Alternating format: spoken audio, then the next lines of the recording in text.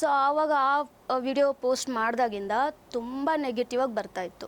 So ನಾನು ಸ್ಟಾರ್ಟಿಂಗಲ್ಲಿ ನೋಡಿದೆ, ನಾನು ಅದನ್ನು ಬ್ಲಾಕ್ ಮಾಡಿದೆ. ತುಂಬ ಒಂದು 300-400 ಬ್ಲಾಕ್ ಮಾಡಿರ್ತೀನಿ. ಸೊ ಅನಿಸ್ತು. ಮತ್ತೆ ನನಗೆ ಕೆಲವೊಬ್ರು ಕಾಲ್ ಮಾಡಿ ಕೂಡ ಹೇಳಿದ್ರು, ಇದು ನೀವು ಬ್ಲಾಕ್ ಮಾಡಿದ್ರೆ ಅದು ಏನೂ ಆಗಲ್ಲ, ಜನಕ್ಕೆ ಗೊತ್ತಾಗಲಿ ಅವ್ರು ಯಾವ ಥರ ಮಾಡ್ತಾರೆ, ಬಿಟ್ಬಿಡಿ, ತಲೆ ಕೆಡ್ಸ್ಕೊಬಿಡಿ ಅಂತ ಅಂದರು. ಸೊ ಅದಕ್ಕೆ ನಾನು ಯಾರನ್ನೂ ಬ್ಲಾಕ್ ಮಾಡ್ತಾ ಇಲ್ಲ. ಅವ್ರ ಮೈಂಡ್ಸೆಟ್ ಏನಿದೆ ಅಂತ ತೋರಿಸ್ತಾ ಇದೆ ಜನಕ್ಕೆ.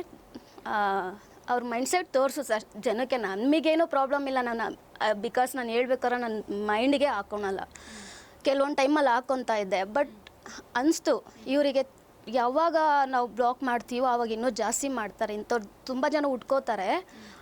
ಅದನ್ನು ನಾವು ಬೆಳೆಯೋಕ್ಕೆ ಬಿಡಬಾರ್ದು, ಪಾಠ ಕಳಿಸ್ಲೇಬೇಕು ಅಂತ ನಾನು ಮುಂದುವರಿತಾ ಇದ್ದೀನಿ. ಅವ್ರು ಏನೇ ಮಾಡಲಿ, ಎಷ್ಟೇ ಬ್ಯಾಡ್ ಕಮೆಂಟ್ ಮಾಡಲಿ, ನಾನಂತೂ ಕುಗ್ಗಲ್ಲ, ಕೆಳಗೆ ಬೀಳಲ್ಲ.